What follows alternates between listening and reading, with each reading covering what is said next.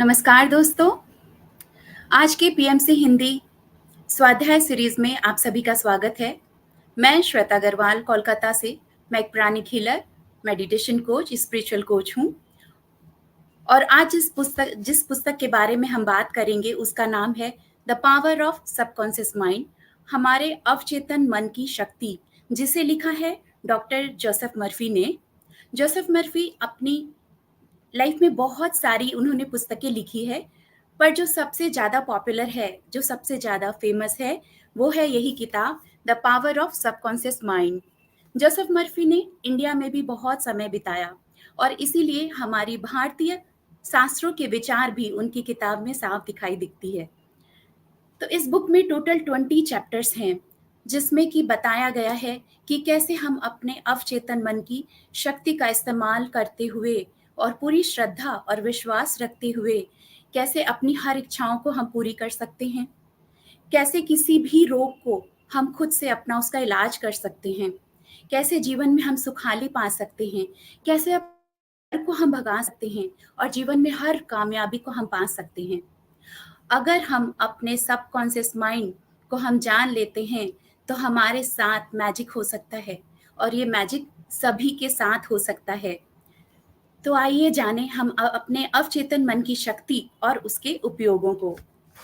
तो आज हम कुछ स्लाइड के माध्यम हम बहुत सारी इसमें जो डॉक्टर जोसेफ मर्फी में बहुत सारी सच्ची घटनाएं, कहानियां बताई हैं, उसको समझते हुए, सुनते हुए हम अपने सबकॉन्शियस माइंड की इसके पावर को समझ सकते हैं।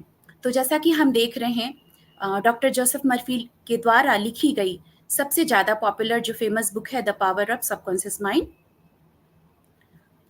और इसमें हम सबसे पहले जानेंगे हमारे अवचेतन मन को, सबकॉन्शियस माइंड के बारे में। आपके भीतर बहुत बड़ा खजाना है, शक्तियों का भंडार है और उन शक्तियों का इस्तेमाल कर हम अपने जीवन का आनंद उठा सकते हैं। हमें जो चाहिए हम वो पा सकते हैं। जैसा आपका दिल चाहता है वैसा आप बने, वैसा आप रहें और वैसा आप करें। आप किसी भी क्षेत्र में सफलता पा सकते हैं। जैसा कि इस पिक्चर में हम देख रहे हैं, हमारे कॉन्शियस माइंड और सबकॉन्शियस माइंड को जाने कि जो हमारा कॉन्शियस माइंड है वो हमारा सिर्फ और सिर्फ 10% काम करता है। जैसा कि इस पिक्चर में हम देख रहे हैं, जो कि बहुत छोटे से 10% के रूप में दिखाया जा रहा है, और जो हमारा सबकॉन्शियस माइंड है, अवचेतन मन है, वो 90%, वो इतना बड़ा। यानी जब जैसे कि इस पिक्चर में हम देख रहे हैं एक आइसबर्ग, जो कि सिर्फ जो ऊपर जितना दिखाई दे रहा है वो उसका 10% है, जो जो पानी के अंदर है वो 90%। उसी तरह हमारा सबकॉन्शियस माइंड भी 90% वर्क करता है। और जो हमारा कॉन्शियस माइंड है, जो कि हमारी जो हम बोल रहे हैं, सुन रहे हैं, देख रहे हैं, हमारी सोचने समझने बोलने की शक्ति, जिसका कि हमें पता होता है, वो सब हमारा कॉन्शियस माइंड काम कर रहा है और वो सिर्फ और सिर्फ 10% काम कर रहा है। और जो हमारा सबकॉन्शियस माइंड है, अवचेतन मन, वो विचार, जो भावनाएं, जो इच्छाएं, जो हमारी आदतें होती है, उसकी जानकारी हमारे सब कॉन्शियस माइंड में अवचेतन मन के कारण ही होता है। और क्या, हमारे कॉन्शियस माइंड जो है वो कंट्रोल्स करता है हमारे लॉजिकल वर्क को, हमारी प्लानिंग, जो हम फैसला ले रहे हैं, जो हम डिसीजन ले रहे हैं, जो हम चीज़ें याद करते हैं, जो लैंग्वेजेस, नई चीज़ें हम सीख रहे हैं, वो सब उसका काम है कॉन्शियस माइंड का। और जो सबकॉन्शियस माइंड है, जो कि 90% वर्क करता है, वो हमारे वो साइलेंटली हमारे, चाहे वो फिजिकल फंक्शन है जैसे कि फूड डाइजेस्ट करना, जो हम खाना खाते हैं वो साइलेंटली अपने आप पचाया जा रहा है, जो हार्ट बीट हो रहा है, जो ब्लड सर्कुलेशन हो रहा है, जो हम सांसें ले रहे हैं, जो चीज़ें हमारे अंदर मेमोरी जो फीड है, जो हमारी फीलिंग्स है, भावनाएं हैं, इमोशंस है, वो सब कुछ कंट्रोल कर रहा है हमारा सबकॉन्शियस माइंड। तो सबकॉन्शियस माइंड अगर हमारे शरीर का, इसका मतलब कि 90% तो वो ही काम कर रहा है। और सबकॉन्शियस माइंड में हम वो कोई भी भेदभाव नहीं करता, कोई पार्शलिटी नहीं करता किसी के लिए भी, वो सबके लिए एक समान काम करता है। तो जब सबके लिए एक समान काम करता है, तो क्यों कोई अपने जीवन में, कोई बहुत खुश है या कोई दुखी है, किसी के लाइफ में सफरिंग होती है, तो वो भी हम आगे जानेंगे। जैसे कि कोई बहुत गरीब होता है तो कोई बहुत अमीर है, कोई दुख में है तो कोई हर समय खुशी में है, कोई टेंशन में है तो कोई बहुत ही शांति में, पीस में है, कोई हर समय असफलता पाता है और कोई सफलता में पाता है, कोई हर समय फेल हो रहा है, कोई जीत रहा है, कोई हर समय फियर में, डर में रहता है अपने जीवन में, और कोई हर समय साहस में रहता है। कोई कोई लो कॉन्फिडेंस के साथ जी रहा है और कोई अपने अच्छे सेल्फ कॉन्फिडेंस के साथ अपने जीवन को बिता रहा है। क्यों कोई हर समय बीमार हो जाता है और कोई अपने पूरे हेल्दी लाइफस्टाइल में जीता है।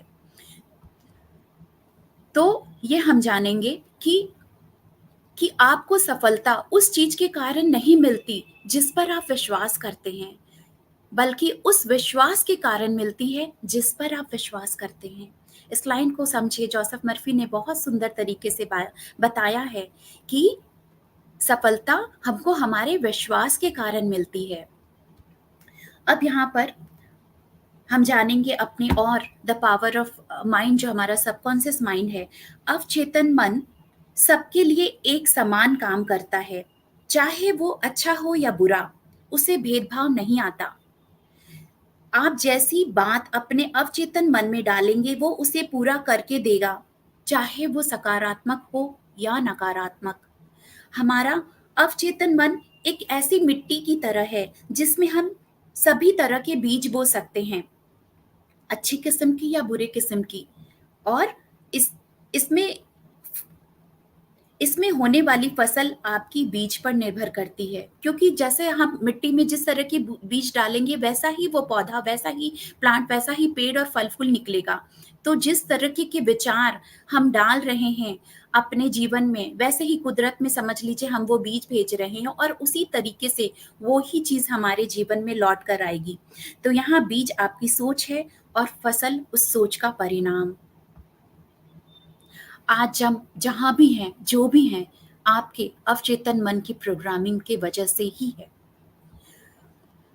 और अब यहाँ पर और हम समझेंगे कि जैसे इस पिक्चर में हम देख रहे हैं एक शिप, एक बड़ा जहाज। क्या होता है, जहाज का पूरा कंट्रोल एक कैप्टन करता है और बाकी सभी लोग उस कैप्टन का कहना मानते हैं। तो जहाज यहाँ पर यानी हमारा शरीर, हमारा जो बॉडी है उसे जहाज समझ लीजिए, और जो हमारा अवचेतन मन है वो हमारे शरीर का कैप्टन, कि वो सबकॉन्शियस माइंड ही हमारे शरीर को भी चला रहा है। If your body is a very big ship then our subconscious mind is a captain. हमारा दिमाग ही हमारी सबसे कीमती संपत्ति है और इसकी शक्तियां हमें तभी मिल पाएंगी जब हम इसका उपयोग करना सीख जाएंगे। इस किताब में लेखक ने कुछ सच्चे उदाहरण बताते हुए समझाया है कि कैसे हम अपने अवचेतन मन पर विश्वास कर जीत हासिल कर सकते हैं। तो दोस्तों आइए हम समझे, जो कि बहुत सारी सारी सच्ची घटनाएं हैं और कहानियों के रूप में, जिसे हम सुनेंगे, समझेंगे और उसे समझते हुए हम अपने सबकॉन्शियस माइंड यानी अवचेतन मन के इस शक्ति, हमारे अंदर जो खजाना है उसका इस्तेमाल करते हुए हम अपने जीवन में हर कुछ हासिल कर सकते हैं। तो आइए जानते हैं। तो जैसा कि हम देख रहे हैं कि एक इस पिक्चर में एक सिंगर, तो यहाँ पर बताया जाता है कि एक सिंगर होते हैं जो कि उनको अब स्टेज पे जाकर गाना गाना था, और जैसे ही वो स्टेज पर जाने वाले हैं वो देखते हैं बहुत सारी लोगों की भीड़, और यहाँ पर क्या होता है कि वो घबरा जाते हैं और उन्हें लगता है कि मैं गाना नहीं गा पाऊंगा, आज तो मेरा करियर खत्म। तो वो ऐसा ऐसा उनके मन में एक फ़ियर आने लगता है, और एक स्टेज फ़ियर जो होता है, पब्लिक फ़ियर होता है। और यहाँ पर ही फिर वो अपने आप को रोकते हैं और अपने अंदर खुद से कहते हैं कि मेरे अंदर का जो ये छोटा मैं है, जो भयभीत है, जो डरपोक है, वो मेरे आत्मविश्वास का गला दबो रहा है, और मैं उसे ऑर्डर देता हूँ कि मेरा छोटा मैं बाहर निकल, मेरा बड़ा मैं गाना गाना चाहता है और वो गाना गाएगा। और अब ऐसा कहते ही चमत्कार होता है, उनके सबकॉन्शियस माइंड ने अंदर के अनलिमिटेड पावर को जैसे आजाद कर दिया, और अब वो गाना गाए, वो स्टेज पर पहुंचे, गाना गाए और सभी मंत्रमुग्ध हो गए। ऐसा इसलिए हो पाया कि उस उसने सबकॉन्शियस माइंड पर विश्वास किया, अपने विश्वास पर विश्वास किया। क्योंकि अब यहाँ पर क्या हुआ था कि पहले वो डर गए और अब अपने अंदर खुद से उनको पता था ये चीज़ें कि हम मैं ही अगर डर जाऊँगा, मैं ही ऐसा नहीं कर तो कभी मैं ऐसा आगे नहीं बढ़ पाऊँगा। और अपने आप को ही उन्होंने वो ऑर्डर दिया, अंदर के बैठे उस छोटे मैं को उस उन्होंने धमकाया और फिर जाकर वो अपनी पूरी हिम्मत से सामने आते हैं और वो सबसे अच्छा परफ़ॉर्मेंस करते हैं। इसी तरीके से सिमिलर एक और जो कहानी है कि एक बार एक सिंगर होती है और टैलेंट कॉम्पिटिशन में हिस्सा लेती है और 1 हफ्ते बाद उनको जब गाना गाना था तो वो अपने मन में रोज़ एक फ़ियर रहता है और वो यही कहती रहती है कि मैं जब मेरी बारी आएगी तो मैं तो गाना गा ही नहीं पाऊँगी और मैं इतना बुरा गाऊँगी कि मैं तो मतलब मेरा अच्छा नहीं होगा परफ़ॉर्मेंस। वो अपने अंदर ही ये फ़ियर में ये डर से वो अपने खुद में ये बात बोलती रहती है कि मेरा परफ़ॉर्मेंस अच्छा नहीं होगा, मैं खराब गाऊँगी। और जब बारी आती है, जब उसे स्टेज पर गाने का जब मौका मिलता है, तो होता वही है जो वो अपने सबकॉन्शियस माइंड में फ़ीड करी थी, जो वो अपने अवचेतन मन में जो बात पहुँचाई थी, वही पूरा करके अवचेतन मन ने उसको दिया। वहाँ पर वो गा नहीं पाती है ठीक से ज ज और उसका परफ़ॉर्मेंस अच्छा नहीं होता है। और फिर जब वो लौटती है 1 हफ्ते के बाद, फिर से उनको था कि फिर से एक ऑडिशन था और उसमें उनको हिस्सा लेना था। इस बात को फिर वो जब समझती है कि वो ही हर समय नेगेटिव बोलती रही थी और उनके ही ऐसा बोलने, करने, सोचने के कारण ये सारी चीज़ें हुई है। तो वो फिर अब 1 हफ्ते का जो समय मिलता है, तो वो फिर अपने को सेल्फ सजेशन कहा जाता है इसे, वो एक स्व-सुझाव खुद को देती है कि मेरा जब अभी नेक्स्ट ऑडिशन होगा, तो मैं बहुत अच्छा गाऊँगी और सब बहुत पसंद करेंगे, वो मेरा बेस्ट परफ़ॉर्मेंस होगा। और ऐसा वो दिन में 3-4 बार ज़ोर-ज़ोर से बोलकर दोहराती इस बात को कि मेरा बेस्ट परफ़ॉर्मेंस होगा, मैं बहुत अच्छा गाऊँगी, ऑडिशन में मैं सेलेक्ट हो जाऊँगी।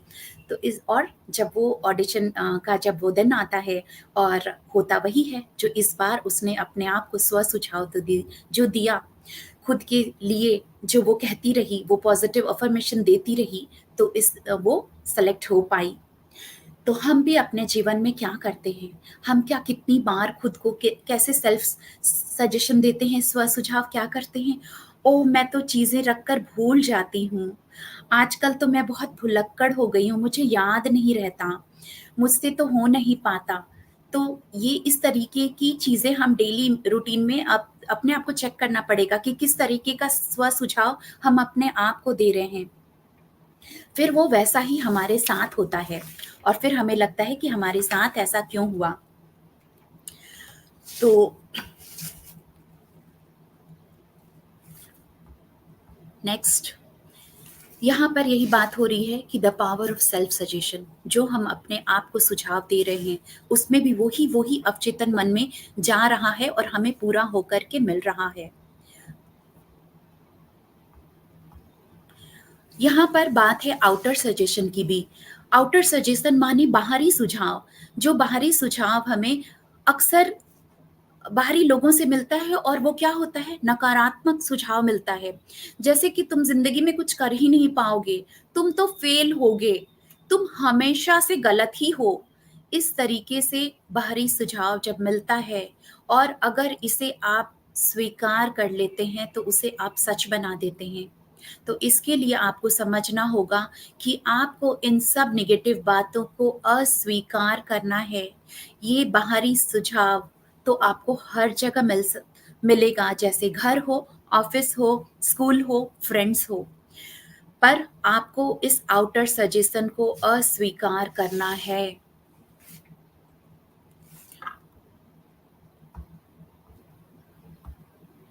और अब हम आगे जानेंगे मेंटल एनेस्थीसिया। जितना हम दिमाग पर अपने सबकॉन्शियस माइंड पर बात कर रहे हैं, तो पहले एंशिएंट टाइम में क्या होता था, पहले के समय में जबकि एनेस्थीसिया देने का उपाय साधन नहीं था, तब क्या होता था कि जो डॉक्टर्स होते थे, वो किस तरीके से मानसिक उपचार करते थे, वो पेशेंट को ये कहते थे कि मैं तुम्हारा इलाज करूँगा, तुम्हें बिल्कुल भी दर्द नहीं होगा, सब कुछ बहुत सही तरीके से हो जाएगा और मरीज इस बात पर विश्वास कर लेता था।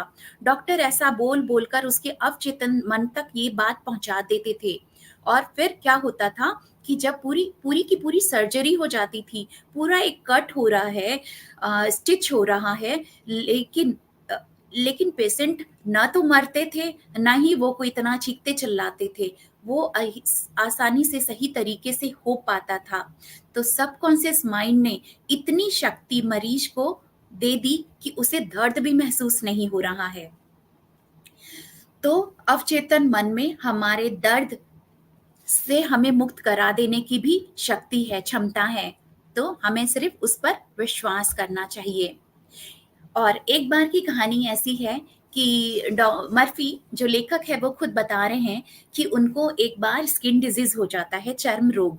और बहुत सारे डॉक्टर के पास गए, बहुत सारी वो इलाज कराए, ट्रीटमेंट कराए। जैसा कि वो हमने इसकी पिछले में जाना कि वो एंशिएंट टाइम में वैसे मेडिकल टेक्निक होते थे, तो इस तरह जब आधुनिक समय में अच्छे से अच्छे ट्रीटमेंट भी कराए गए, तब पर भी वो उनका स्किन डिजीज ये ठीक नहीं हो रहा था। तो होता क्या है, फिर वो जाते हैं एक साइकोलॉजिस्ट के पास, और उस साइकोलॉजिस्ट ने बताया कि हमारा अवचेतन मन ही हमारे शरीर का निर्माण करता है और वही उसे दोबारा ठीक कर सकता है। तो बस सकारात्मक सोच को अवचेतन मन तक पहुंचाना है। और उनको समझ में आ गई कि अब क्या करना है। तो फिर वो अपने अवचेतन मन से वो इस तरीके से वे प्रार्थना करना शुरू किए, और वो ये प्रार्थना कि मैं जानता हूं कि मेरे भीतर अद्भुत शक्तियां हैं और इनसे मेरा इलाज कैसे करना है। इसी शक्ति ने मेरे भीतर के सभी अंग, मांसपेशियां और हड्डियां बनाई है, और मैं इस शक्ति का धन्यवाद देता हूँ जो मुझे संपूर्ण बना रही है। तो इस तरीके से उन्होंने प्रार्थना की, दिन में 2-3 बार इसे जोर-जोर से बोलकर दोहराते गए, और 2-3 महीने के अंदर ही उनका जो ये स्किन डिजीज़ था, जो कि ठीक ही नहीं हो रहा था, वो पूरी तरह से ठीक हो जाता है। और डॉक्टर को भी विश्वास नहीं होता है, पर उन्हें पता था, लेखक कहते मुझे पता था कि किस शक्ति ने मेरा इलाज किया है। तो और हम आगे जानते हैं, आस्था उपचार जिस तरीके से एक मेंटल ट्रीटमेंट था, एक आधुनिक उपचार इस समय में किया जाता है, और वैसे ही आस्था उपचार जो कि एक फेथ हीलिंग ट्रीटमेंट है मॉडर्न टाइम में, वो कैसे होता है कि अम, हम यहाँ पर है क्या कि जैसे हम बात कर रहे हैं आस्था उपचार की, तो आजकल के आधुनिक युग में भी विश्वास की, आस्था की शक्ति से कितनी तरह की बीमारियां ठीक होती है। और जैसे कि बहुत तरह की जड़ी-बूटियाँ कोई देते हैं कि हाँ, ये जड़ी-बूटियाँ हैं, कुछ ऐसा इसे खाकर तुम ठीक हो जाओगे, या ये ताबीज़ है, तुम ये ताबीज़ पहन लोगे तो ठीक हो जाओगे। और कोई तरह का चिन्ह होता है कि उसको तुम छू लोगे तो ठीक हो जाओगे, या किसी किसी तीर्थ स्थान में जाओ, वहाँ का पानी या जल लगाओ तो तुम ठीक हो जाओगे। तो ऐसा अगर वो मरीज विश्वास कर लेता है और उसी तरीके से वो ताबीज़ पहनता है, या वो कोई निशान को छूता है, या कहीं पर वो जाकर उस जल को पी रहा है और वो देखता है कि वो ठीक हो रहा है। तो ऐसे बहुत से केसेस हैं। तो कैसे कि वो इस आस्था, वो विश्वास, वो फेथ के कारण वो ठीक हो रहा है। तो यहाँ पर एक स्टोरी बताते हैं लेखक कि एक बार एक औरत को उसकी आँख की रोशनी जा चुकी थी, और डॉक्टर ने बहुत सारा इलाज किया, पर वो ठीक नहीं हो पा रही थी। और फिर उसको किसी ने बताता है, कोई बताया, वो सुनती है कि किसी तीर्थ स्थान में जा कर के वहाँ का वो जल अगर आँखों में लगाएगी तो वो ठीक हो जाएगी, उसकी रोशनी आ जाएगी। वो पूरे विश्वास और श्रद्धा के साथ वो अपने घर वालों को कहती है कि मुझे वहाँ पर लेकर के चलो। और वो जब जाती है उस तीर्थ स्थान में, और वहाँ का जो वो वहाँ का जल वो जब अपनी आँखों पर लगाती है, और क्या होता है कि सच में वो ठीक हो गई, उसकी रोशनी वापस आ गई आँखों की। तो उसने पूरी आस्था, विश्वास के साथ ये किया, और नतीजा पॉज़िटिव रिज़ल्ट आया। तो उसके अवचेतन मन ने उनकी आँखों की मरी हुई कोशिकाओं को भी जीवित कर दिया। तो इतनी शक्ति है हमारे अवचेतन मन में, वो अंदर खज़ाना हमारे भीतर है। तो क्यों ना हम समझते हुए उसका इस्तेमाल कर हर हर समय अपने आप को और दूसरों को भी ठीक कर सकते हैं। तो आगे हम और भी समझेंगे। बहुत सुंदर ये वाली जो बात है जो लेखक ने बताई कि उनके पिता को एक बार क्या होता है कि उन लंग्स टीबी हो गया था और उनके लंग्स थोड़े डैमेज हो गए थे और होता क्या है कि अब वो बीमार हैं, बिस्तर पे हैं और वो ठीक नहीं हो रहे, हर तरह की ट्रीटमेंट चल रही है। तो डॉक्टर जोसेफ मर्फी उनके जो बेटे होते हैं तो वो आते हैं अपने फादर के पास और वे उनको बताते हैं कि वो किसी एक बहुत बड़े संत गुरु से मिले और वो ना बहुत सालों तक उन्होंने तपस्या किया है और एक क्रॉस साइन है जैसा कि हम पिक्चर में देख रहे हैं कि एक क्रॉस साइन है जिसमें उन्होंने अपनी सारी सिद्धि शक्ति ताकत उसमें डाल दी है और वो इससे लोगों का इलाज करते हैं। इसे जो भी छूता है वो क्या होता है वो ठीक हो जाता है। तो जब वो बताते हैं कि वो उनसे आज मिले थे और उनसे मिलकर के वो अपने पिता की आपकी सारी बात में उन्हें बताया कि आप इस तरीके से बीमार हैं और आप आ नहीं सकते उनके पास। तो वो अपना क्रॉस मुझे देने के लिए राजी हो गए, वो रेडी हो गए और आज मैं आपके लिए 1 दिन के लिए उनसे ये क्रॉस लेकर के आया हूँ। और जब उनके पिता जब ये बात सुनते हैं तो वे बहुत खुश हो जाते हैं और जल्दी से उनके हाथ से वो ले लेते हैं उस क्रॉस को और उस क्रॉस को फिर अपने सीने से लगाकर वो प्रार्थना करके सो जाते हैं। रात भर वो उसे अपने पास रखते हैं और अपने मन ही मन रात में वो प्रेयर करते हैं कि और सुबह क्या होता है, क्या मिरेकल होता है कि वे ठीक हो गए। वो बहुत अपने आप को हेल्दी महसूस करते हैं और जब उनका फिर और भी टेस्ट वगैरह होता है तो रिपोर्ट्स नॉर्मल आते हैं।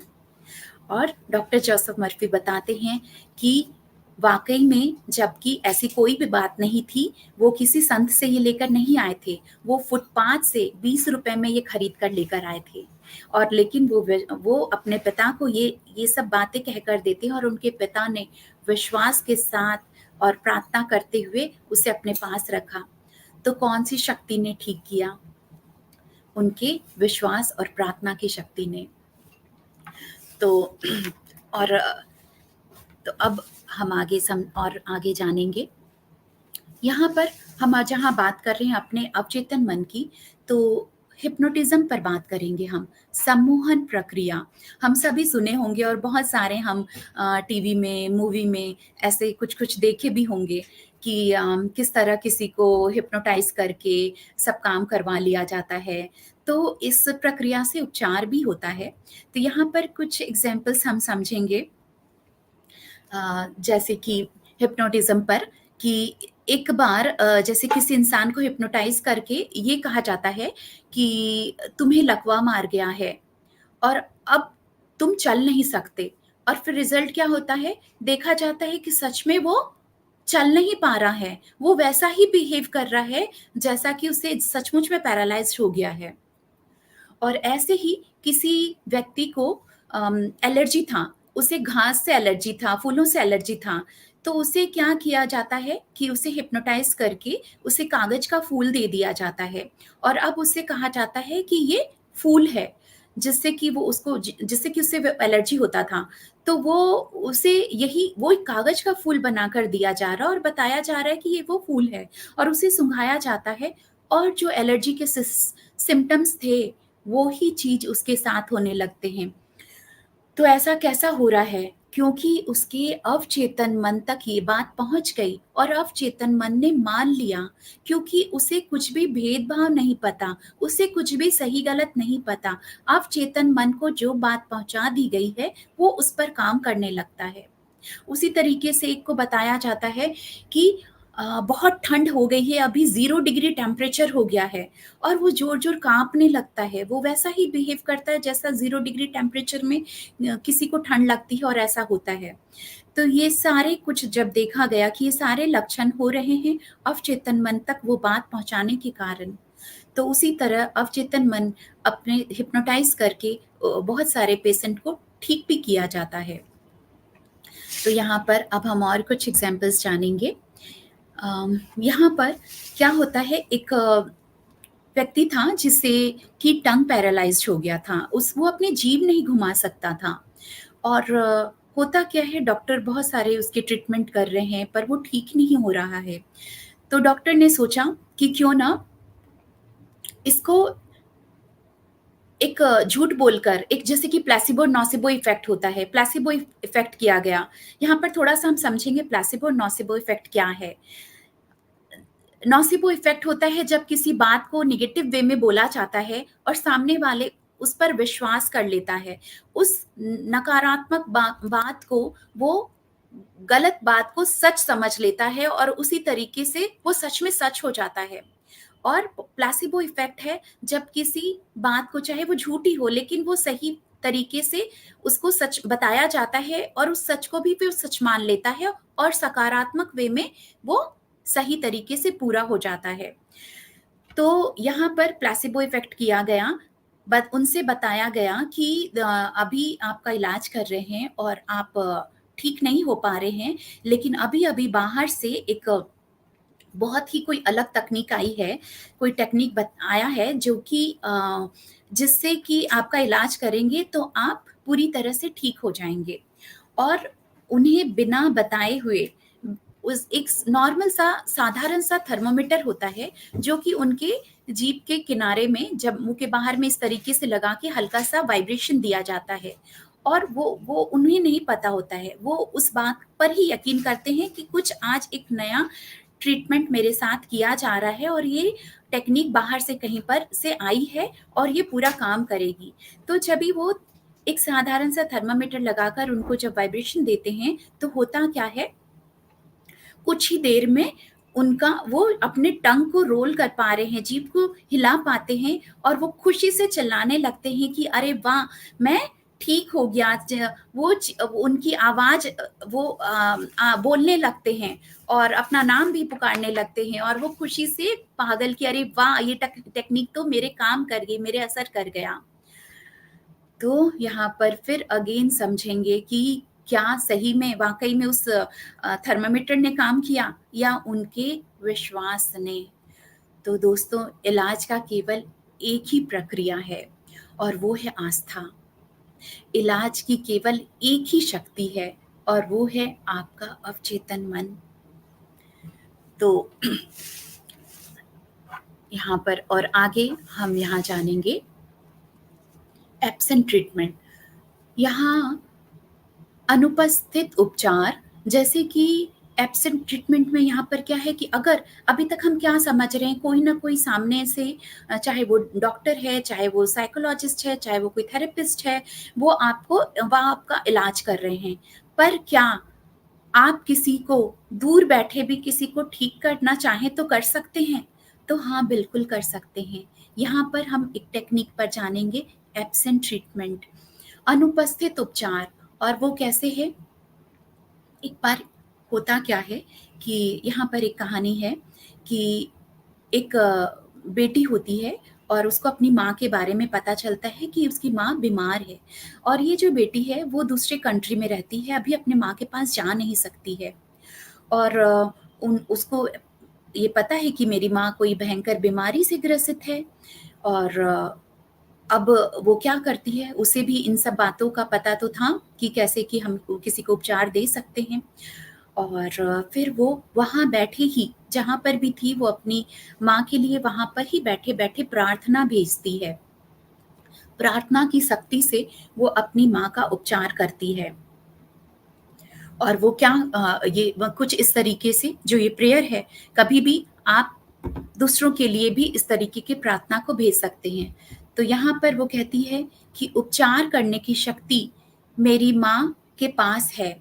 मैं अपने मस्तिष्क में अपनी माँ के लिए संपूर्ण स्वास्थ्य की कामना करती हूँ। जिस शक्ति ने मेरी माँ के शरीर और उनके सभी अंग बनाए हैं, मैं उस शक्ति को अपने अस्तित्व के हर परमाणु में भर रही हूँ और उन कोशिकाओं को शांति की कामना करती हूँ। जो डॉक्टर उनका इलाज कर रहे हैं, उनका मार्गदर्शन ईश्वर कर रहे हैं। जो भी मेरी माँ को छू रहे हैं, उनको सही काम करने का आदेश मिल रहा है। मैं जानती हूँ कि रोग सच नहीं है, नहीं तो किसी का भी इलाज नहीं हो पाता। मैं प्यार और जीवन की समर्थक हूँ। मैं ये आदेश देती हूँ कि मेरी माँ के शरीर में सेहत और शांति व्यक्त हो। इस तरह के वो प्रेयर अपनी माँ के लिए भेजती रहती है। तो दिन में 3-4 बार वो इस प्रार्थना को करती रहती है और कुछ ही समय के बाद पता चलता है कि उसकी माँ ठीक हो गई है। सारी रिपोर्ट्स नॉर्मल आने लग गए हैं। तो और डॉक्टर भी हैरान। तो हुआ क्या? एक श्रद्धा भक्ति के साथ और प्रार्थना की शक्ति हर जगह पहुंचती है। हम दूर बैठे भी किसी को ये ट्रीटमेंट भेज सकते हैं, इलाज कर सकते हैं, क्योंकि हम सभी एक ही ऊर्जा से बने हैं। तो इस तरीके से हम किसी दूर बैठे भी दूसरों के लिए इलाज भेजा जा सकता है। आस्था की शक्ति से तो कैंसर तक की बीमारी का इलाज भी होता है। जिस तरह यह शक्ति जिस तरीके से शक्ति प्रार्थना सकारात्मकता के लिए काम करती है, ठीक उसी तरीके से यह उन नकारात्मक बातों पर भी काम करती है, जिसकी जिसका कि आप बीमार पड़ने पर लगा देते हैं। तो क्या होता है कि जिस तरीके से हम पॉज़िटिव बोल रहे हैं, पॉज़िटिव बातें भेज रहे हैं, तो वैसे ही वो भी काम कर रहा है। तो उसी तरीके से अगर हम नकारात्मक बातें बोलते हैं, भेजते हैं दूसरों के लिए, खुद के लिए, तो वैसा ही वो भी तो काम करेगा। अब यहाँ पर हम जानेंगे पॉज़िटिव अनाउंसमेंट पर। तो पॉज़िटिव अनाउंसमेंट क्या है? एक बार जब लेखक क्या होता है कि उनको पता चलता है कि उनकी बहन बीमार है और वो भी वैसे ही कि डॉक्टर अपने इलाज ट्रीटमेंट कर रहे हैं, वो ठीक नहीं हो रही है।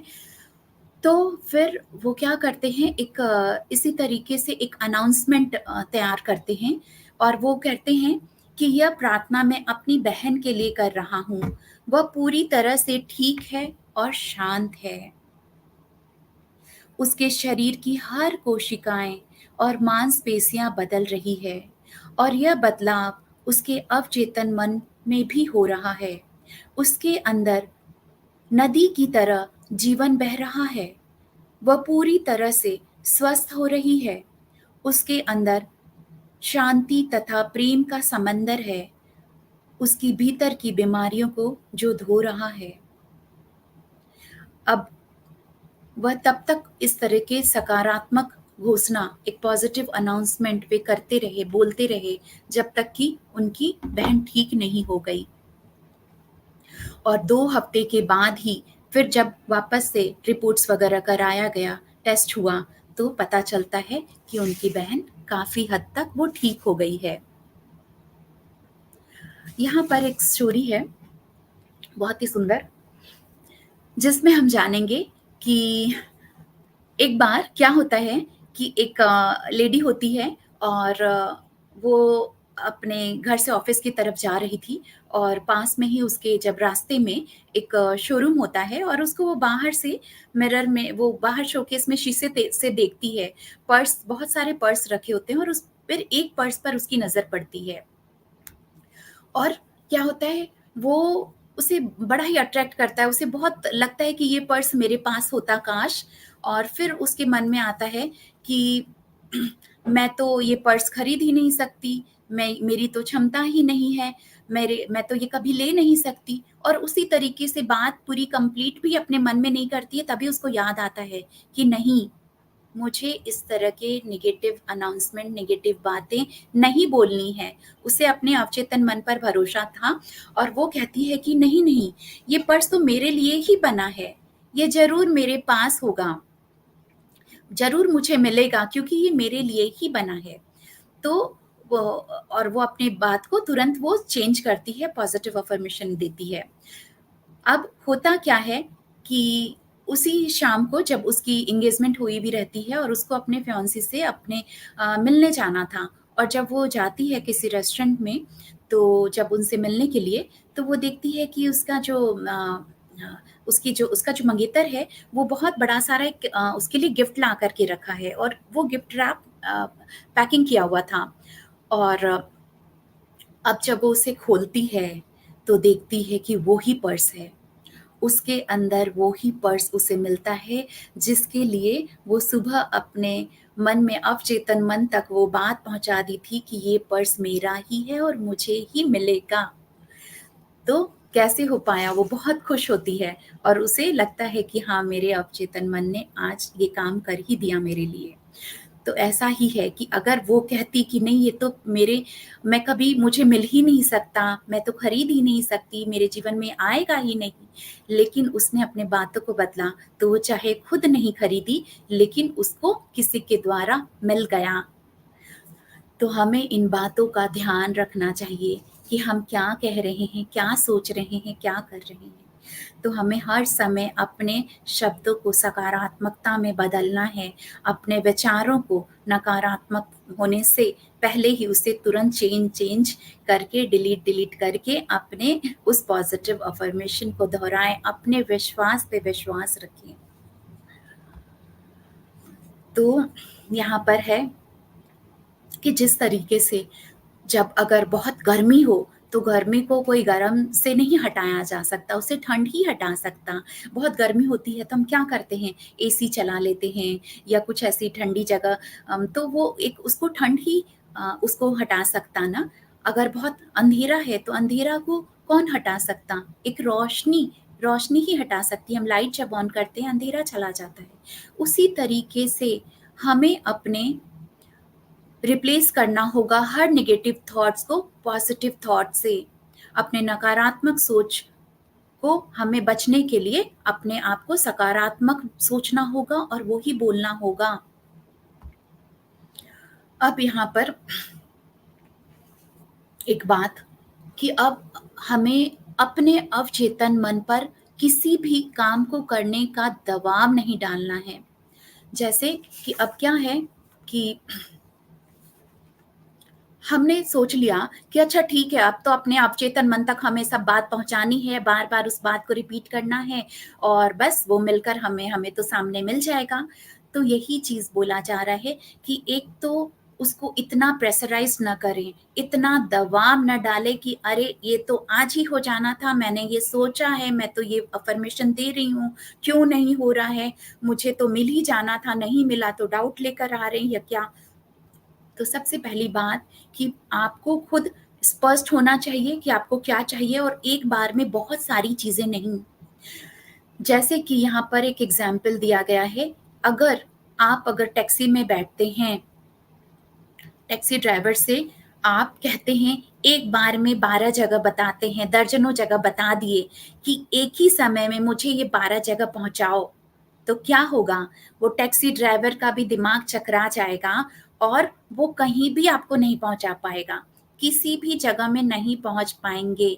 अगर आप सोचते हैं कि एक ही बार में मुझे 12 जगह एक ही साथ, एक ही समय में पहुँच जाना है, तो वो नहीं हो पाएगा। तो उसी तरीके से हम बहुत सारे विशेज़ डाल देते हैं, बहुत सारी अवचेतन मन को बोल-बोल कर एक बार में बहुत सारी चीज़ें कराना चाहते हैं, तो कहीं न कहीं हमारा माइंड भी कन्फ्यूज़ हो जाएगा और वो हमें पूरा नहीं करके मिल पाएगा और खुद भी हमें स्पष्ट होना चाहिए और एक विश्वास होना चाहिए। अब यहाँ पर हम बात करेंगे जो कि सभी के लिए बहुत ही इम्पोर्टेंट है और कि दौलत पाने के लिए अवचेतन मन की शक्ति का प्रयोग कैसे करें हम? तो हाँ, इसका दौलत पाने के लिए भी हम अपने अवचेतन मन का इस्तेमाल कर सकते हैं और जो चाहे वो पा सकते हैं। तो यहाँ पर इस बात को लेखक ने बहुत डिटेल में और बहुत अच्छे तरीके से समझाया है कि कुछ लोग अपने जीवन में कुछ ही घंटे काम करते, थोड़ा बहुत काम करते हैं और बहुत सफलता पाते हैं, बहुत सारा पैसा कमा लेते हैं।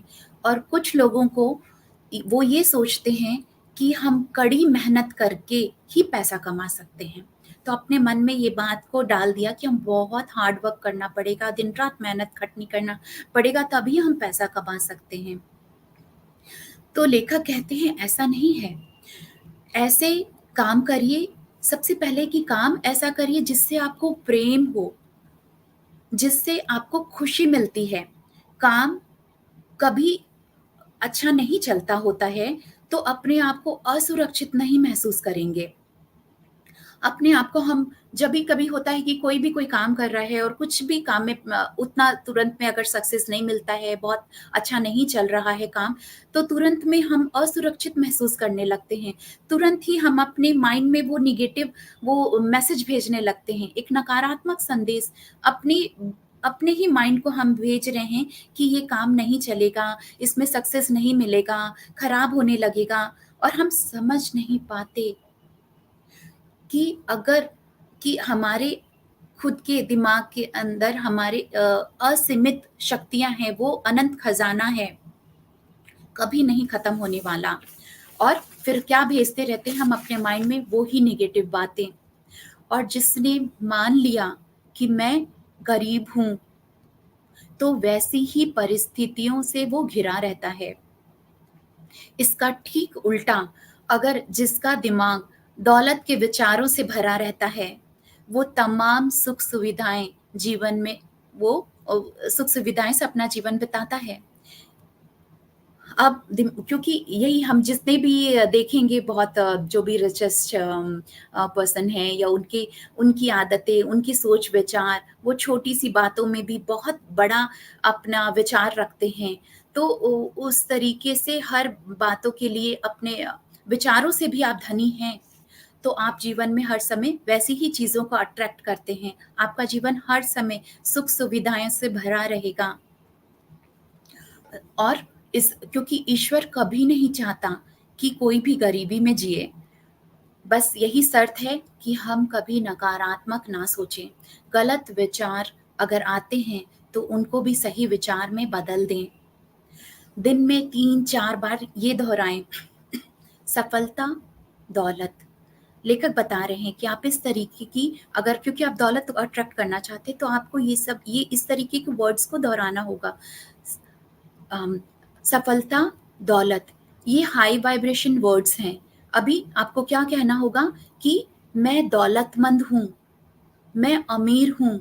ये अफ़र्मेशन आपको ऐसे दोहराना पड़ेगा अपने मन में या बोलकर, क्योंकि बोलकर भी आप दोहराते हैं तो माइंड तक वो बात पहुँचती है, और जितना माइंड तक वो बात पहुँचती है तो वो उसे प्रोसेस करके वो आपको सही में पूरा करके देता है। वैसी ही चीज़ें, वैसी ही स्थिति परिस्थितियाँ आपके सामने ला कर के रखता है। पर अब क्या है कि इसको दोहराते समय कोई डाउट नहीं आने देना है। अब आप अपने ही अंदर में ये शंका रख रहे हैं कि अरे! कि क्या मेरे साथ ये चीज़ होगा क्या? मैं अपने अंदर पॉज़िटिव अनाउंसमेंट तो कर रहे हैं, लेकिन साथ ही साथ बहुत सारी खुद को शक पैदा कर रहे हैं। तो ऐसा नहीं करना है। रात में अपनी ये चीज़ अपने बोलना है कि मैं तो हर समृद्धि और सफलता में बढ़ता जा रहा हूँ। मेरी बिक्री हर दिन बढ़ती जा रही है और ये बढ़ती ही रहेगी। इस तरीके से आपको अपना अफ़र्मेशन बनाना होगा। वो चीज़ें आप चाहे वॉइस रिकॉर्ड करिए अपने मोबाइल में, वो चीज़ सुनिए, या अपना उसका वॉलपेपर बना सकते हैं, ये सारे पॉज़िटिव अफ़र्मेशन लिख कर के, और दिन में 4 बार बैठ कर के उन बातों को दोहराएँगे और उस पर विश्वास करेंगे, उसे विज़ुअलाइज़ करेंगे, उसे होता हुआ देखेंगे। तो क्या होगा, अपने अवचेतन मन को ये विश्वास दिलाना है कि आप दौलतमंद हैं, और साथ ही साथ दूसरों की संपत्ति देखकर जलना नहीं है कि क्या हुआ, बल्कि कि अरे कोई और होता है ना, खुद के पास जो है जितना है लेकिन दूसरों के पास ज़्यादा है, वो देख कर के सॉरी, तकलीफ होती है, तो वो चीज़ नहीं करनी है। अपने आप को देखना है कि बल्कि दूसरों की समृद्धि से भी खुश होना है। उसके लिए भी अच्छा सोचना है कि वो धनी है तो परमात्मा की कृपा और बनी रहे, वो और धनी होए। इस तरीके से अगर आप सोचने लगेंगे, दूसरों को भी और ब्लेस करेंगे, तो वही चीज़ आपके पास भी लौट कर के आएगी। साथ ही साथ कभी भी किसी की बुराई नहीं करनी है। आप दूसरों की बुराई करते हैं, निंदा करते हैं, तो अगेन आप नेगेटिव लो वाइब्रेशन की एनर्जी फ्रीक्वेंसी को आप अट्रैक्ट कर रहे हैं, तो वो चीज़ें आपके भी काम को पूरा होने से रोकेगी। तो यहाँ पर सबसे पहले, जैसे यहाँ पर है, इसमें फ़ोटो में देख रहे हैं, love what you do, do what you love, यानी आपको पता लगाना है कि आपको किस काम से आपको खुशी मिलती है, किस काम को करने से आपको प्रेम है। तो वैसे ही काम को आप अपने जीवन में उसे ही अपना जॉब, बिज़नेस, करियर बनाएँ और उस पर आप आगे काम करें। एक और चीज़ बहुत ही इम्पोर्टेंट है, आप अगर नौकरी या जॉब करते हैं, तो अपने बॉस की आलोचना कभी ना करें।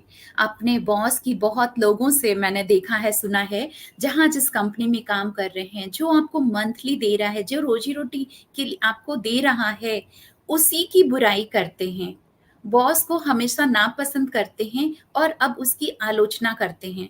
तो अगर आप ऐसा करते हैं, तो वो दिन आने में दूर नहीं है जब आपको आपका बॉस ही बोलेगा कि अब मुझे तुम्हारी ज़रूरत नहीं है, मेरी कंपनी को तुम्हारी ज़रूरत नहीं है, तुम जा सकते हो।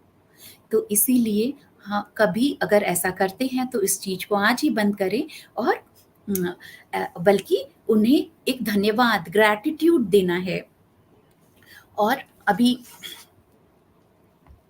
यहाँ पर चाहे आप इस अफ़र्मेशन को इस तरीके से अपने धन को पाने के लिए ऐसे अफ़र्मेशन दे सकते हैं कि अ, मैं जहाँ जैसे कि मैं दिन-रात मैं अपनी रुचि में समृद्ध हो रहा हूँ, मेरी बिक्री हर दिन बढ़ रही है और हर दिन बढ़ती ही जा रही है।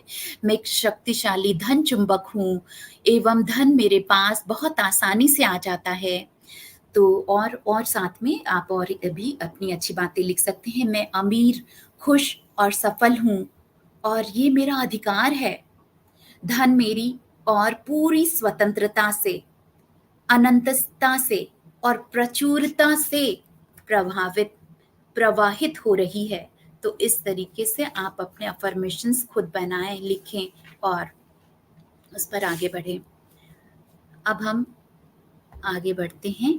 रिलेशनशिप, ये भी बहुत-बहुत ज़रूरी है हमारे जीवन के लिए। जिस तरीके से स्वस्थ शरीर और धन-दौलत सभी कुछ चाहिए, तो हमें रिश्तों में भी प्यार चाहिए।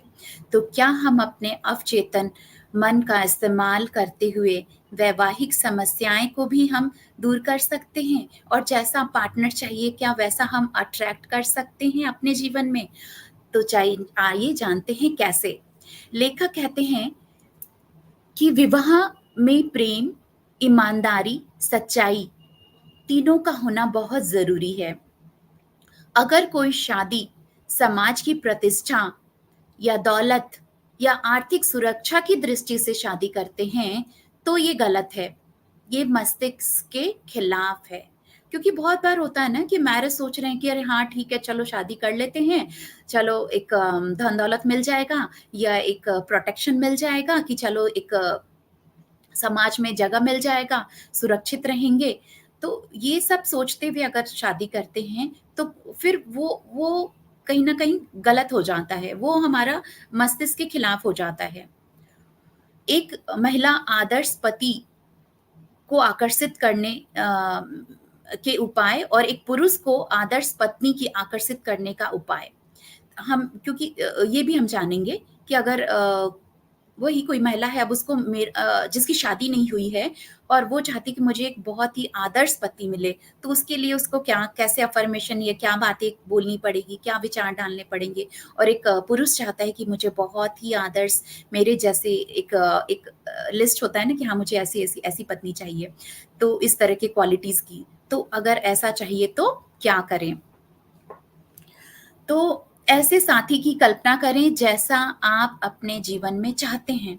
अपने अवचेतन मन में उनके गुणों की छाप छोड़नी होगी। तो सोने से पहले आँखें बंद करके इस प्रार्थना को आपको दोहराना है। अपने अवचेतन मन तक उन बातों को पहुँचाना है।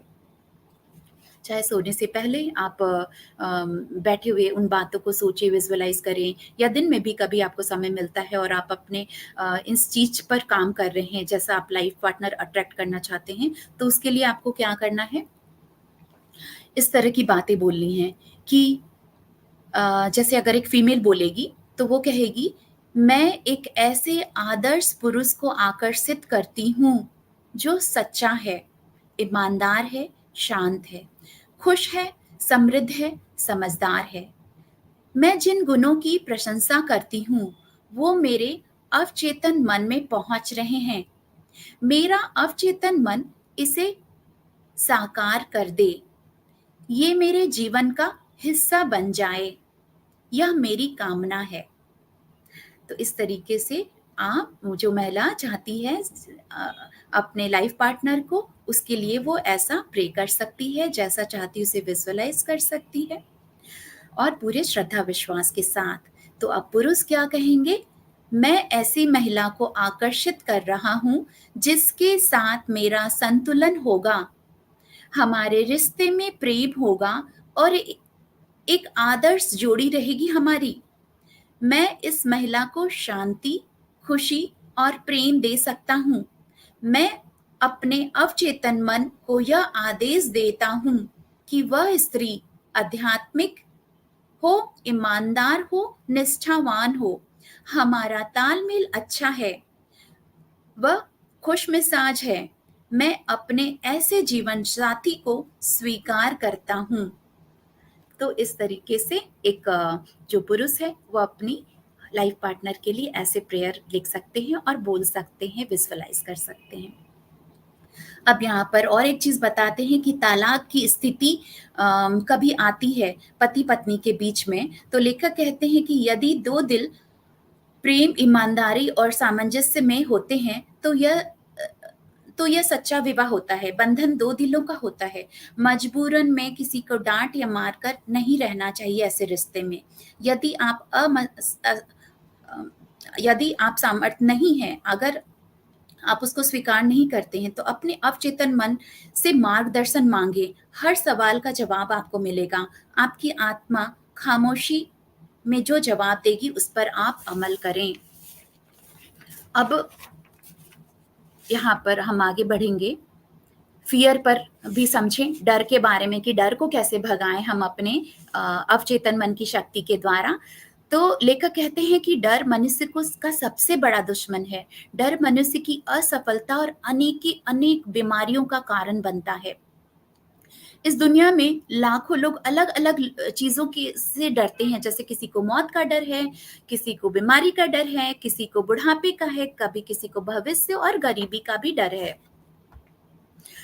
तो वे इसका मतलब कि हम अपने विचारों से डरे हुए हैं। तो डर कहाँ है? डर तो विचारों में है। तो यह डर उसी तरीके से बचपन में भी हमें डराया जाता था कि अरे पलंग के नीचे ना कोई राक्षस है, और हम डरते थे। बच्चे होते थे तो डरते थे। वो डर जब तक खत्म नहीं हुआ, जब तक कि मैच्योर नहीं हो गया और सच में पता चल गया कि उसके नीचे कुछ भी नहीं है, वो झूठ था। तो लेखक का कहना है कि एक जैसे कि उसी तरह के महान व्यक्ति ने कहा कि जिस काम से आप डरते हैं वह करें, और डर डर की मृत्यु निश्चित है। जिस चीज से आपको डर लग रहा है उस काम को एक बार करके देखें। लेखक ने कहा जैसे कि पब्लिक फियर है, स्टेज फियर है, जैसे कि शुरू के एग्जाम्पल में हमने जाना कि किस तरीके से उस सिंगर ने अपने आप को वो स्टेज और पब्लिक फियर से अपने आप को ठीक किया। लेखक खुद कहते हैं कि मुझे विश्वास नहीं था कि मैं लाखों लोगों के सामने कभी बोल पाऊंगा, कभी किताबें लिख पाऊंगा, लेकिन मैंने वो किया। अगर आपको पहाड़ से ऊंचाई से डर है, तो अपने मन में बार बार रिपीट करें, अपने विजुअलाइज करें कि आप पहाड़ों पर है, आप ऊंचाई पर आराम से घूम रहे हैं, आपको कोई डर नहीं लग रहा। तो जिस तरीके से आप विजुअलाइज करेंगे, तो जैसा आपका मानसिकता में ये आप मानने लगेंगे, वैसे ही शरीर भी आगे आपका मानने लगेगा और वैसा ही आपका बॉडी वैसे ही रिएक्ट करेगा। तो फियर के बाद अब हम जानेंगे फॉरगिवनेस पर। और फॉरगिवनेस, क्षमा भाव, ये भी बहुत बहुत ज़रूरी है। अपने अवचेतन मन का प्रयोग कर अपनी मुश्किल और बीमारियों के लिए कभी भी ईश्वर को दोष ना देना है। अगर ऐसा करते हैं तो बहुत बड़ी गलती करते हैं। लेखक कहते हैं कि जब तक हम ईश्वर को और दूसरों को दोष में डालते रहते हैं, तो हम नकारात्मकता को आकर्षित कर रहे हैं। हमारी नकारात्मक सोच ही जीवन का हमारे उस प्रवाह को रोक देती है, पॉजिटिविटी को हमारे आने से रोक देती है, हमारे लिए मुश्किलें पैदा करती है। तो मर्फी कहते हैं कि हमें दूसरों की आलोचना कभी नहीं करनी चाहिए, माफी मांगनी चाहिए, माफ कर देना चाहिए, लेट गो करना चाहिए, दूसरों के लिए दया भाव रखना चाहिए। लेखक कहते हैं कि हमारे साथ जो भी हो रहा है, अच्छे के लिए हो रहा है, इस पर हमें भरोसा करना पड़ेगा, कोई डाउट नहीं। हर स्थिति परिस्थिति हमारे किसी अच्छे के लिए हो रही है। तो क्षमा करना है, वो भी एक प्रेम का ही हिस्सा है, क्षमा भाव देना। आप सद्भाव, प्रेम, शांति को इम्पोर्टेंस देते हैं, इसके लिए आप क्षमा करते हैं और खुद को भी मुक्त करते हैं। तो इस तो हमें अपने एक और अगर आपको कोई बात जो है, जैसे एक बहुत सुंदर एग्जाम्पल यहाँ पर बताते हैं कि मान लीजिए बचपन में आप किसी डेंटिस्ट के पास गए, दांत में दर्द था, दांत अगर निकलवाया गया था, तो उस समय जो पीड़ा, पेन हुआ था, तो अभी, या फिर बचपन में आप कभी गिरे थे, कहीं चोट लगी थी और वो जो दर्द हुआ था, अभी अगर आप उसको याद करते हैं, तो क्या वैसा ही दर्द महसूस करते हैं? नहीं, वो सिर्फ याद है, लेकिन उस दर्द को आप नहीं महसूस करते। उसी तरीके से जब आप किसी को क्षमा करते हैं और जब वो बातें फिर से याद आती है, तो आपको वो दर्द, तकलीफ नहीं होना चाहिए। अगर वो दर्द महसूस हो रहा है, वो फीलिंग्स में वो हर्ट, पेन महसूस हो रहा है, यानी अभी तक वो आप सही तरीके से उसको माफ नहीं किए हैं। जब याद आए पर वो सब इफेक्ट ना हो, तब आप समझ लीजिए कि आपने सही तरीके से माफ कर दिया है। अब लास्ट हम आगे बढ़ेंगे। प्रार्थना की शक्ति के बारे में बहुत बहुत बताया, बहुत महत्वता दी गई है। मर्फी ने कहा कि अगर आप प्रार्थना कर रहे हैं, साथ में अ, अगर आप अपने प्रार्थना पर विश्वास करते हैं, कोई कंफ्यूजन नहीं है, कोई, और पूरी श्रद्धा के साथ, तो आपकी हर प्रार्थना सुनी जाती है।